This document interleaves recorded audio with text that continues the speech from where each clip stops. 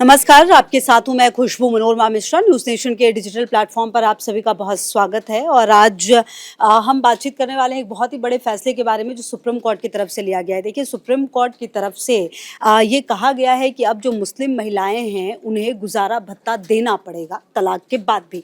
ये अपने आप में बड़ी खबर इसीलिए हो जाती है क्योंकि देखिए, एक शब्द आता है जो लोग शायद इससे वाकिफ ना हो कि 3 इद्दत की अवधि कहा जाता है। मतलब कि 3 महीने की अवधि तक जो है वो मुस्लिम महिलाओं को गुजारा भत्ता देना पड़ता है, या तो पति की डेथ हो जाए या फिर तलाक हो जाए। उसके बाद जो जिम्मेदारी है वो खत्म हो जाती थी, लेकिन अब ये जिम्मेदारी पूरी करनी पड़ेगी और अब गुजारा भत्ता देना पड़ेगा। लेकिन देखिए, एक चीज जो और यहाँ पर इंपॉर्टेंट है वो ये स्पष्ट कर दिया गया है सुप्रीम कोर्ट की तरफ से इस फैसले में, हर धर्म की महिलाओं पर लागू होगा और मुस्लिम महिलाएं भी इसका सहारा ले सकती हैं। तो देखिए, इस पूरे मामले पर क्या कुछ हुआ है, क्यों ये इतना इंपॉर्टेंट है और आने वाले समय में कितनी सशक्त और ज्यादा महिलाएं इससे होंगी और क्या उनको सचमुच इसकी नीड है, इस पर बातचीत करने के लिए हमारे साथ मेरे सहयोगी मोहित भी हैं। मोहित, देखिए, आज का ये जो पूरा मामला रहा है सुप्रीम कोर्ट के फैसले को, सबसे पहले बात तो ये बताइए कि इसको कैसे देखते हैं, ये कितने हित में रहने वाला है मुस्लिम महिलाओं के? देखिए, ये जो फैसला आया इसमें तमाम जो प्रतिक्रियाएं देखने को मिली। जहां एक तरफ एक तो समाज की बात है, एक पुरुष प्रधान समाज जो अभी तक देखा जाता है, तो एक उसका नज़रिया है। दूसरी तरफ महिलाएं हैं जिनके अपने नज़रिए हैं, जो घरेलू जो पूरा स्ट्रक्चर है, घरेलू स्ट्रक्चर परिवार में, उनके ऊपर किन किन स्थितियों में कैसी कैसी स्थितियां उनके सामने आती हैं, वो तमाम चीज़ें हैं जिस पर कोर्ट ने ये पूरी टिप्पणी दी है। अब यहाँ पर क्या है कि मुस्लिम स्कॉलर या फिर जो मुस्लिम काजी और तमाम जो विश्लेषक हैं, उन लोगों का कहना है कि भाई ये हमारे कानून में ऐसा नहीं है। शादी जब तक ही मानी जाती है, जब शादी है, जब शादी खत्म हो गई तो किस बात का भत्ता। लेकिन सुप्रीम कोर्ट ने वही कहा कि हमको जो है महिलाओं की स्थिति क्या है, परिवार में स्थिति क्या है, समाज में स्थिति क्या है, उस हिसाब से कानून समान रूप से लागू होगा। तो इस आधार पर उन्होंने ये पूरा एक फैसला आया है वो जो इस समय सबसे ज्यादा हॉट। चलिए, ठीक है, इसी पर और भी आगे भी बात करेंगे। आप रहिए हमारे साथ। देखिए, हम अपने दर्शकों को बता देते हैं ये पूरा मामला। आप समझिए, अब्दुल समद नाम का व्यक्ति जो तेलंगाना का था, तेलंगाना हाईकोर्ट में ये पहुंचते हैं, जिसको कि उनकी पत्नी को गुजारा भत्ता देने का निर्देश दिया गया। इस फैसले के खिलाफ, जी हाँ, इस फैसले के खिलाफ अब्दुल समद ने सुप्रीम कोर्ट में याचिका दाखिल की थी कि मतलब उनको भत्ता नहीं देना था। अब अब्दुल ने अपनी याचिका में कहा कि उनकी पत्नी सीआरपीसी की धारा 125 के अंतर्गत उनसे गुजारा भत्ता मांगने की हकदार नहीं है। महिला को मुस्लिम महिला अधिनियम 1986 अधिनियम के अनुरूप चलना होगा। तो मतलब अब यहाँ पर दो चीजें हैं। अब देखिए, कोर्ट के सामने सबसे बड़ा सवाल यह है कि किसे प्राथमिकता दिया जाए, मुस्लिम महिला अधिनियम या सीआरपीसी की जो धारा है 125। अब इसके बारे में क्या कहेंगे मोहित? क्योंकि देखिए, ये दोनों चीजें, एक तरफ तो धर्म वाली बात भी आ रही है ना, और दूसरी तरफ कोर्ट है, फैसला है, नियम कानून है, ये जो धाराएं बनी हुई है वो है। उसके तहत सुप्रीम कोर्ट ने सीधा कह दिया कि किसी भी धर्म की महिलाओं को गुजारा भत्ता देना होगा। मुस्लिम महिलाएं चाहे तो उसका लाभ ले सकती हैं। बिल्कुल, देखिए, ये कोर्ट ने कहा है कि जो भी महिला हमारे पास आएगी हम उसे न्याय देंगे। तो ये पूरा कॉन्सेप्ट उसी आधार पे है।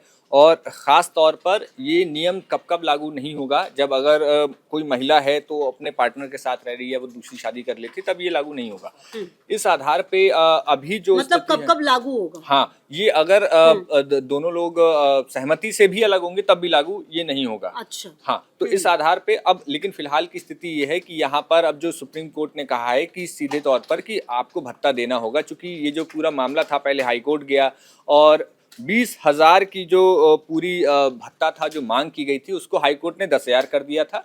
और इसके खिलाफ भी जो याचिकाकर्ता थे, जो पति थे वहां पर उस महिला के, उन्होंने कहा था कि हम 10,000 भी कैसे दे सकते हैं, जबकि हमारे कानून में ये जो शादी हमारी खत्म हो चुकी है। तो इस आधार पर था। लेकिन अब इस फैसले के बाद अगर हम देखें तो तमाम, चाहे वो महिलाएं हों, हिंदू महिला हो चाहे मुस्लिम महिला हो, वो इनका स्वागत करते हुए भी कई लोग नजर आए हैं। उन्होंने कहा है कि अगर कोई फैसला महिलाओं के पक्ष में है तो इसका स्वागत किया जाना चाहिए।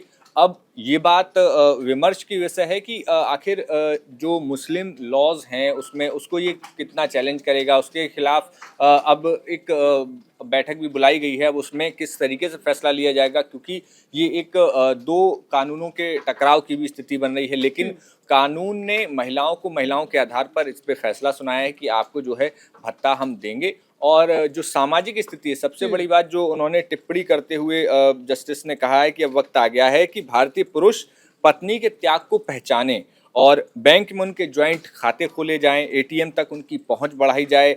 और कुछ पति इस बात से अनजान हैं कि उनकी गृहिणी पत्नी भावनात्मक अन्य तरीकों से उन पर निर्भर हैं। पति के लिए जरूरी है कि वे पत्नी को नियमित रूप से वित्तीय सहायता उपलब्ध करवाएं। बिल्कुल देखिए, अच्छा ये बात जो मोहित आपने कही है ये बहुत ज़्यादा इंपॉर्टेंट इसलिए हो जाती है क्योंकि देखिए हम कई बार देखते हैं, खास करके अगर आप एक वर्ग विशेष की बात करते हैं तो कई बार महिलाएं अपना सब कुछ छोड़कर देखिए घर आती हैं, एक लड़के के साथ आती है, तलाक हो जाता है किसी सर्कमस्टांसेस में, अब देखिए बच्चे हो गए हैं, वो ना जॉब कर पा रही हैं, तो आखिरकार उन्हें भी उस हेल्प की शायद ज़रूरत है। हाँ ठीक है, अगर आप कैपेबल हैं, आप कहीं जॉब कर रहे हैं और आप खुद उस बच्चे को संभाल पा रहे हैं या खुद को संभाल पा रहे हैं तब तो ठीक है, जो कि सुप्रीम कोर्ट ने भी क्लियर कहा है। तो ये फैसला आप समझिए कहीं ना कहीं महिलाओं को बहुत ज़्यादा स्ट्रॉन्ग करने के लिए ये बहुत बड़ा फैसला है। और आने वाले समय में ऐसा लगता है कि इस फैसले के बाद जो महिलाएं आर्थिक रूप से बिल्कुल छोड़ दी जाती थी और उन पर बिल्कुल ध्यान नहीं दिया जाता था, कम से कम अब शायद ये नहीं होगा। और अब अगर तलाक होता है और महिलाएं उस स्थिति में नहीं है जहां पर वो अपने आप को संभाल पाए,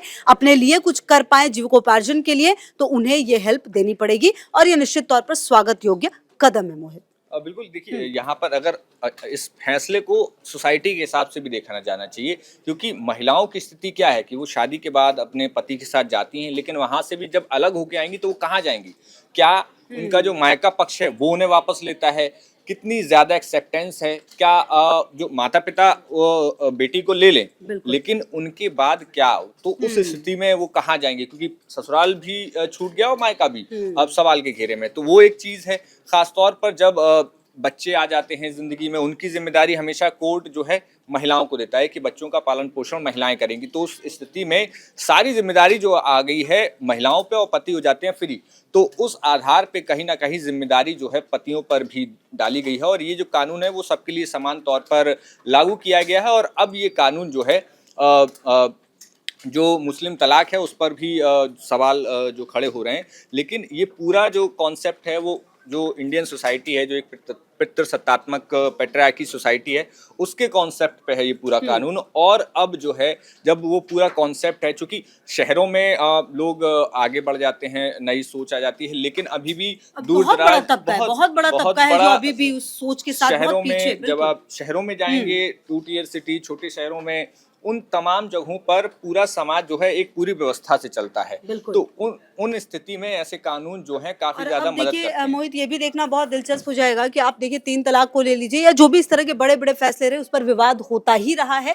तो ऐसे में आप देखना होगा कि इस फैसले के सपोर्ट में कौन आता है, इस फैसले के खिलाफ कौन बोलता है। बहरहाल ये बड़ा फैसला निश्चित तौर पर महिलाओं को सशक्त करने वाला है। बहरहाल आप लिखिए जरूर कॉमेंट बॉक्स में कि आप इस फैसले के बारे में क्या सोचते हैं। बहुत शुक्रिया आप सभी का। Thank you Mohit.